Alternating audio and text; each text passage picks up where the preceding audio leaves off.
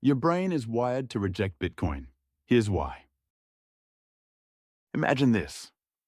The greatest financial revolution in human history is unfolding right now.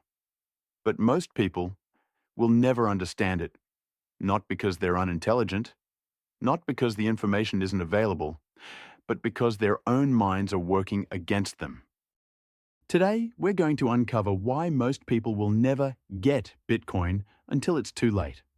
We'll dive deep into cognitive biases, the invisible mental traps that shape our decisions, and the financial conditioning we've all been subjected to since childhood. By the end of this story, you'll see why so few truly understand Bitcoin and why you have a rare opportunity right now. Let's begin with a simple truth. Humans don't make rational financial decisions. We make emotional ones. And our brains have built-in shortcuts, called heuristics. These shortcuts often keep us alive. But when it comes to something as radical as Bitcoin, they betray us. Take the status quo bias. It's the tendency to prefer things to stay the same, to cling to what feels normal. For most people, money means dollars, euros, yen. It means a bank account, a paycheck, a credit card, and anything outside that feels unsafe. So when Bitcoin appears, their instinct is to reject it. Or consider the herd mentality. We look around at what others are doing and assume they must be right. If our parents, neighbors, co-workers, and governments all say, Bitcoin is dangerous, it's a scam, it's too risky, we fall in line, even if the evidence says otherwise. Then there's the recency bias. We give more weight to recent events than to the long-term trend. If Bitcoin crashes this month, people say, see, it's worthless, forgetting the fact that over the past 15 years, it's outperformed every asset in history. And let's not forget the authority bias. We've been conditioned to trust the experts. Central bankers, economists, financial news anchors. When they laugh at Bitcoin, dismiss it, or call it rat poison. Most people absorb that as truth, never realizing those same authorities have everything to lose. But these biases are only half the story. The deeper truth is this: we've been financially conditioned from birth. Think about it.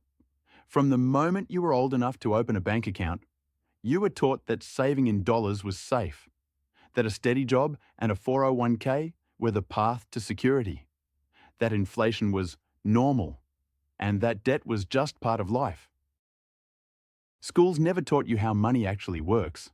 They never explained how central banks create money out of thin air, or how your savings are quietly drained by inflation every year. Instead, they taught obedience, stability, conformity, the perfect environment to never question the system. Now enter Bitcoin, something that breaks every rule you've ever been taught. Money with no rulers. A currency that no government can print. A network that no bank can control. Suddenly, everything you thought you knew about money collapses. And for most people, that collapse is too uncomfortable to face. So they laugh at it, dismiss it, or ignore it completely. Here's the irony. The very people who say Bitcoin is too volatile are already losing purchasing power every single day. The dollar in their pocket is melting like ice, and they don't even notice. This is called normalcy bias, the belief that tomorrow will be the same as yesterday, that the financial system will always function, that governments will always protect you. It's a comforting illusion, and it's why most people will only realize the truth when it's already too late. History is filled with moments like this. In the early days of the internet, most people dismissed it as a fad. Why would anyone ever shop online, they asked? Or think about electricity, or automobiles. All world-changing innovations were ridiculed at first. Bitcoin follows the same pattern, but with one key difference: it isn't just a technology, it's a lifeboat in a sinking financial system. So ask yourself this: when inflation eats away your savings, when governments debase currencies to pay off debt, when trust in institutions collapses, where will people run? Some will cling to what they know, hoping the old system can be patched together. But a very few, will see Bitcoin for what it truly is: an exit door from financial slavery. And here's the final twist: those who understand Bitcoin today aren't necessarily smarter than everyone else. They're just willing to challenge their biases, to unlearn the conditioning, to think from first principles. Because understanding Bitcoin isn't about memorizing charts or technical jargon. It's about asking the forbidden question: what is money really?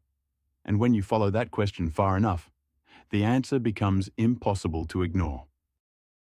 Most people will never ask that question. They're too busy, too distracted, too comfortable. They'll dismiss Bitcoin until one day the old system fails them. And by then, it's too late. You, on the other hand, are here right now, seeking the truth. And that puts you years ahead of the crowd. But let me leave you with this thought: the window of opportunity is closing. Every day, more institutions are waking up. Every year, Bitcoin becomes harder to ignore. And eventually, owning Bitcoin won't feel like a choice. It will feel like a necessity. The question is, will you be one of the few who understood early, or one of the many who say, "I wish I had realized sooner"? If you found this video thought-provoking, if you feel your eyes opening to truths you were never taught in school, then don't let this be the end of your journey. Subscribe now, because here, we ask the questions no one else dares to ask. We dig deeper than the headlines, and we uncover the knowledge that could change your future. Most people will never get Bitcoin until it's too late, but you don't have to be one of them. You're here, you're listening, you're learning, and that is where true wealth begins.